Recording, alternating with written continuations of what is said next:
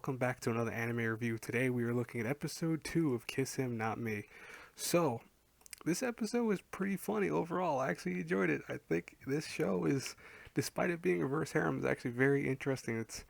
I really dig the main female protagonist. I really dig her. Kai is probably a breath of fresh air in the reverse harems I've seen lately because of her personality and how she acts. So let's talk about this episode, and I'll tell you guys what I liked about it, and all that stuff. So what we have here is we have Kai being a lot better at sports now because she has lost so much weight, which is obvious. I mean, you lose a lot of weight, you're a lot better, you're a lot faster, you're healthier in general, and the other girls see that about her, and they ask her, "Hey, you know what? We need another member for a soccer team because unfortunately the other girl got hurt, and so we need you to replace her. Could you do that?" And her friends like, "Oh, Kai, you don't know anything about soccer," but in her head she accepts because she thinks, quote unquote, I know all this stuff about the different anime that have soccer and stuff like that in them. So she thinks, oh, I'm ready to go. I can do this myself and all that. And what's funny is that all the guys who like her, except for Nana, who's the guy on the far left, who's the crazy one that's I think he's got the brownish hair. He's like the only one that's like, I'm not gonna help her, no. But all the other dudes, excuse me, say, yeah, we'll help you train to get better at soccer. And she thanks all of them, and she's really appreciative of that. But despite her being more healthy, she's not athletic. The problem with this is that, and this is someone coming from someone who's lost a lot of weight myself. Just because you lose a lot of weight does not mean that you're going to be now a star player in sports. You still have to train your body to do that. And as she says, she's so used to, being indoors all the time, being the otaku she is, that she can't do that. That's unfortunate, but that's just how the concept is. So, even her skills have not gotten better. Like, she kicks the ball and it ends up slamming right in her face. And that's when Nana finally sees her and goes, you know what? He heard just a couple moments before that they're making fun of her because she's doing so bad and stuff like that behind her back, and he goes, okay, you know what, I'm gonna help you, I'm gonna get you better at this and all that. And at the game they're down by 1 point and they're losing. And what's funny is that she pulls one of her moves where she does the kick, reversal kick, and that actually kicks the ball backwards into the enemy's goal, and thus wins the game for them. Like, what the hell? I mean, like, they even ask, like, where the hell was she aiming, but it somehow worked. So it's funny.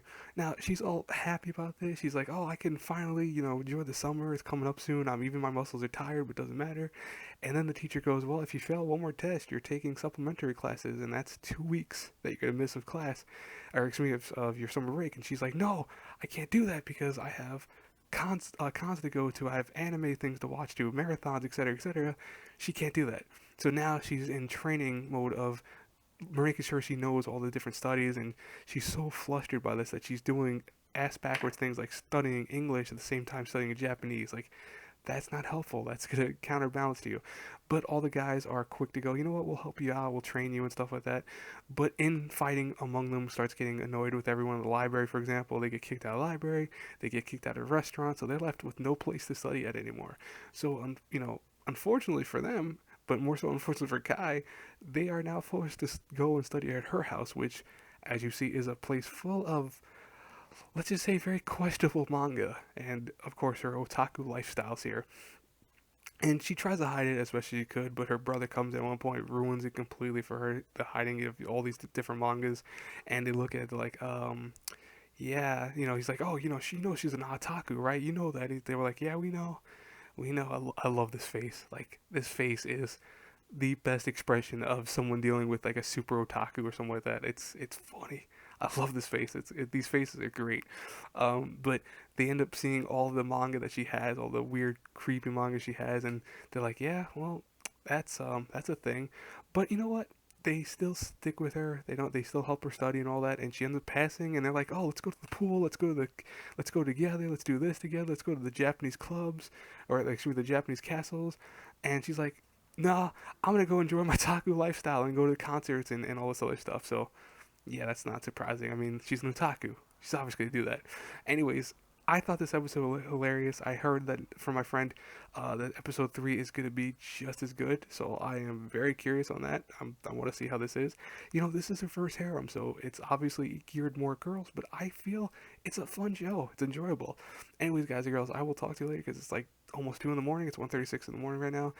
I want to go sleep. So have a great night, everyone. Enjoy this review. If you did, please hit the like button, subscribe, share the video. You know the whole nine. I'll talk to you in the morning. Have a blessed night, everyone. Bye bye.